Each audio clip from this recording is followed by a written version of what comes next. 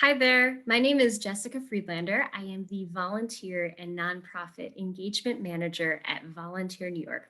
And I want to thank the United Way of Westchester and Putnam for inviting me today to share with you my top tips for recruiting and managing volunteers. Recruiting tip number one.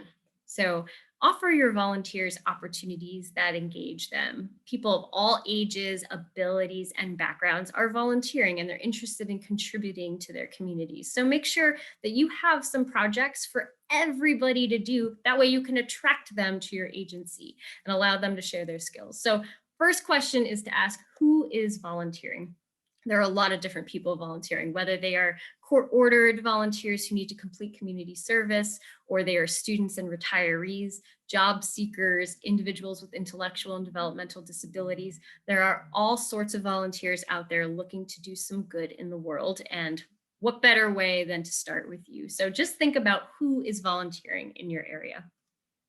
My second recruiting tip is, now that you know who's volunteering, to understand why they're volunteering. So that's a big question to ask. So again, maybe they're a job seeker and they're looking to explore a potential career path or fill some gaps on their resume. Perhaps they're looking for group activities, or they want to network or meet new people. Maybe they are retirees or they're seniors and they just want to stay busy and stay active and help support the community where they live.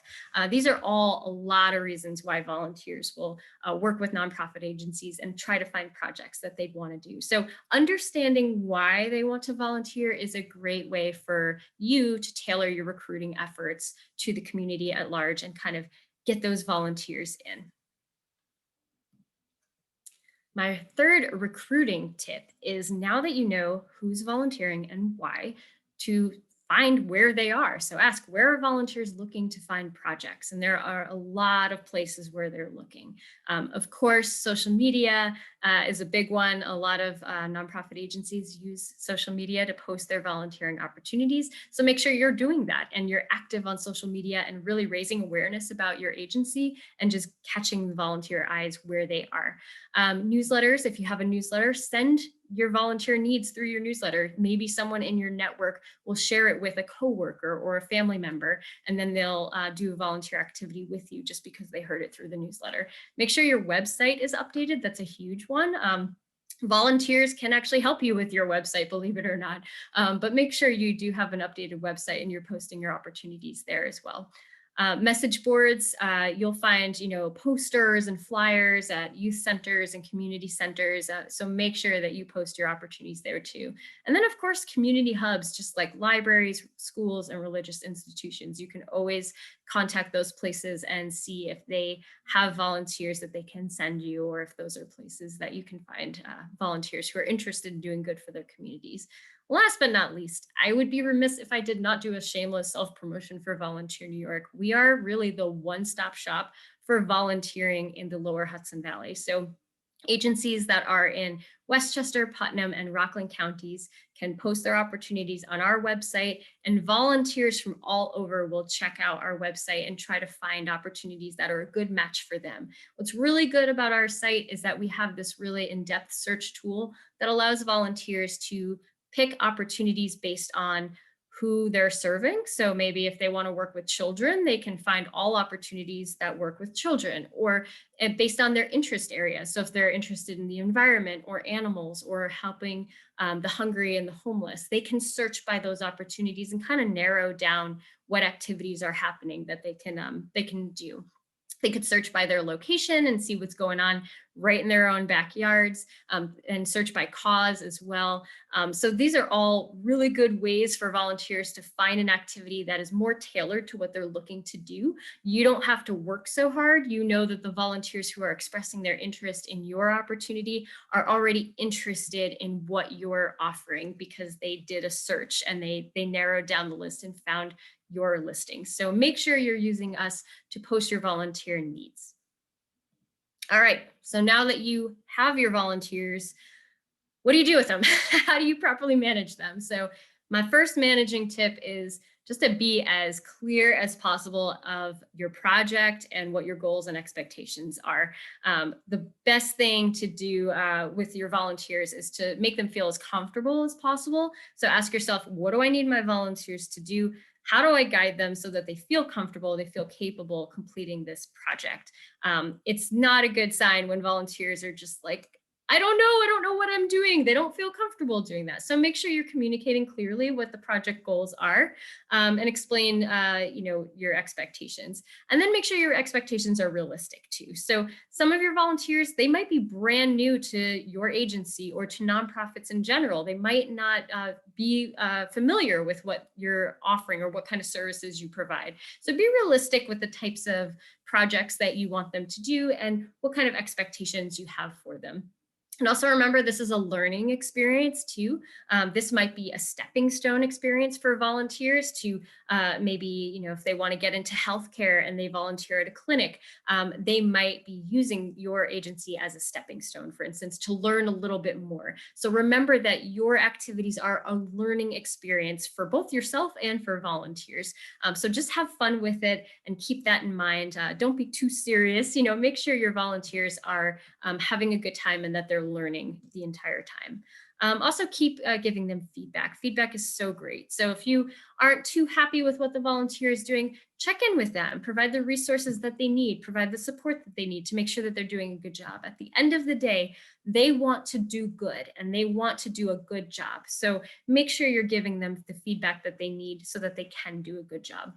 Remember, volunteers are offering their time and their energy for free. So we all need volunteers. We all need their support. And we want to make sure that we're giving them the resources they need, the knowledge that they need to do a great job. Managing tip numero dos, remember the big picture. So one of the biggest questions that I like to ask is, how are my volunteers making an impact with their service? Who are they helping? When a volunteer knows why they're doing what they're doing, who is benefiting in their community, why it's so important, they're going to feel an attachment to that project. They're going to feel how important it is. So share with them why it's important to do what they're doing, and make them feel included in your organization too. Even though they're not getting paid and they're not staff, they still are contributing to an important part of your mission. So make them feel included in your organization. You wouldn't be where you are without them. You need them to provide the services that you have.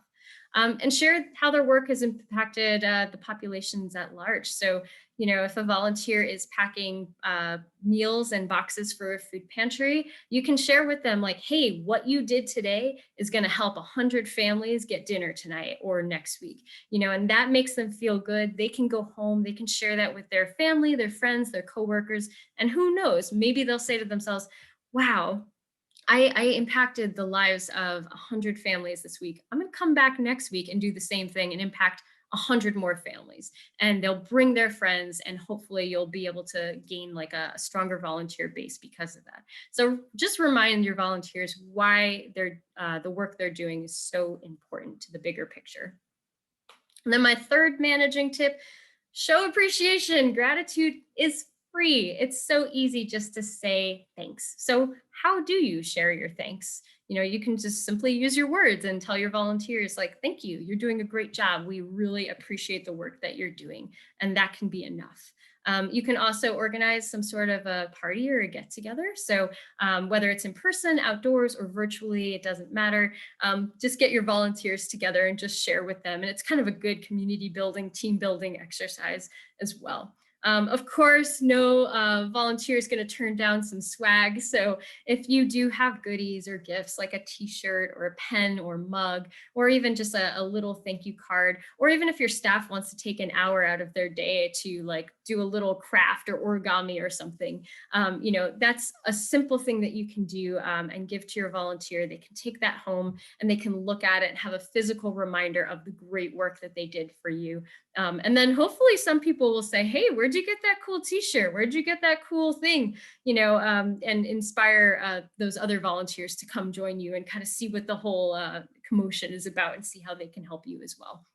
And then finally, Acknowledge your volunteers in a formal way. So, reporting their attendance somehow, if you, whether it comes in the form of a letter saying, I verify that you've completed this service, thank you so much, or using Volunteer New York's website for that. We actually do have an attendance reporting feature where volunteers can sign into their profiles and they see how many hours of service they've done at all the activities that they've ever done. When you report their attendance using our website, it will update that big number. And it's just one of those things that's like kind of official, it's a documentation that's like online. Volunteers can always access it. And it just reminds them, hey, all this hard work that I've done has been acknowledged by my nonprofits that I've helped. And so it's just an easy way, again, to show your appreciation in a more official way. Definitely check out Volunteer New York's reporting tool for that.